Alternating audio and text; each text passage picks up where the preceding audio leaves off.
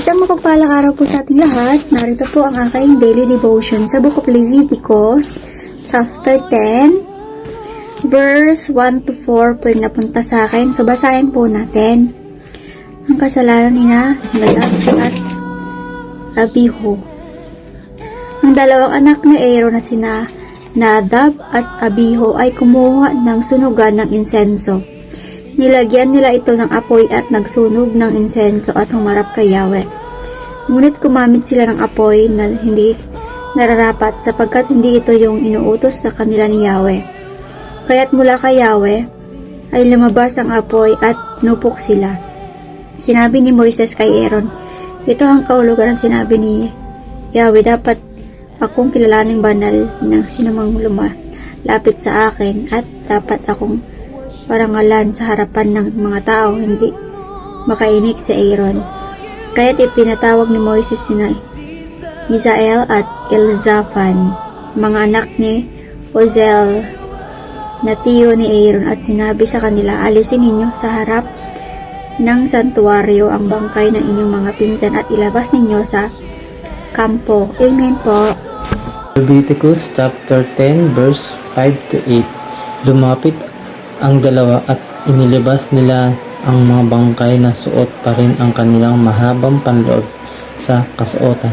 Sinabi ni Moses kay Aaron sa dalawang anak nito na sina Eleazar at Itamar, huwag ninyong guluhin inyong buhok, ni punitin man o inyong damit bilang pagluluksa dahil sa nangyari kung ayaw ninyong mamatay at may galit sa Diyos ang mga tao, ngunit sila'y maaring ipagluksa ng bayan dahil sa kanilang sinapit.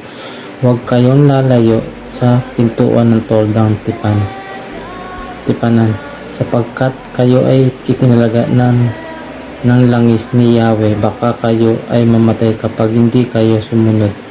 At sinusunod naman nila ang inutos ni Moises. Sinabi ni Yahweh kay Aaron. Amen. Leviticus chapter 10 verse 9 to 12.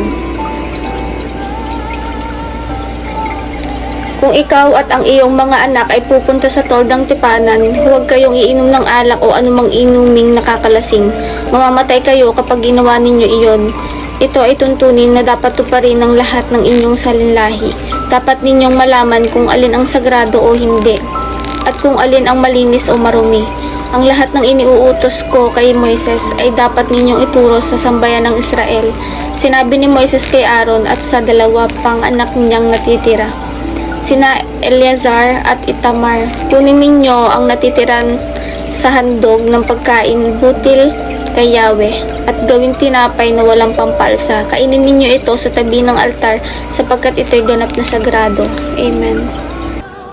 Isang mapagpalang hapon sa ating lahat. Ang aking babasahin ay mula sa libro ni Leviticus chapter 10 verses 13 to 16. Kakainin ninyo ito sa isang banal na lugar sapagkat ito ang bahaging para sa inyo at sa inyong mga anak na lalaki mula sa pagkaing inihandog kay Yahweh. Ito ang iniutos niya sa akin. Ngunit ang dibdib at hita ng handog na susunugin ay para sa iyo at sa iyong mga anak na lalaki at babae. Kakainin ninyo yon sa isang sagradong lugar ayon sa tuntunin, sapagkat iyo'y kaloob sa inyo bilang bahagi mula sa handog pangkapayapaan ng mga Israelita. Ang dibdib at ang hitang binanggit ay dadalhin nila sa altar kasama ng mga tabang susunugin at iaalay bilang natatanging handog kay Yahweh. Pagkatapos ito'y ibibigay sa inyo, ang tuntunin na ito ay panghabang panahon, ayon sa utos ni Yahweh. Nang siyasatin ni Moises ang tungkol sa kambing na inihandog para sa kapatawaran ng kasalanan, natuklasan niyang iyo'y nasunog na. Nagalit siya kina Eleazar at Itamar, at ang sabi, ang mabuting salita ng Diyos. Amen. Good morning. Tayo po muli magbahagi ng ating devotion sa Leviticus chapter 10 verses 17 to 18. Sabi po dito,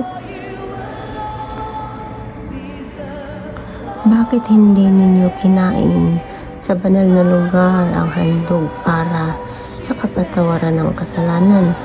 Hindi ba ninyo alam na ganap na sagrado iyon at ibinigay sa inyo para kumakatawan kayo sa buong bayan ng Israel sa harapan ni Yahweh upang sila'y patawarin niya sa kanilang kasalanan, sapagkat ang dugo niyon ay hindi dinala sa loob ng sanktuaryo. Dapat sana'y kinain ninyo roon ang handog para sa kapatawaran ng kasalanan, gaya ng pinag-utos ko.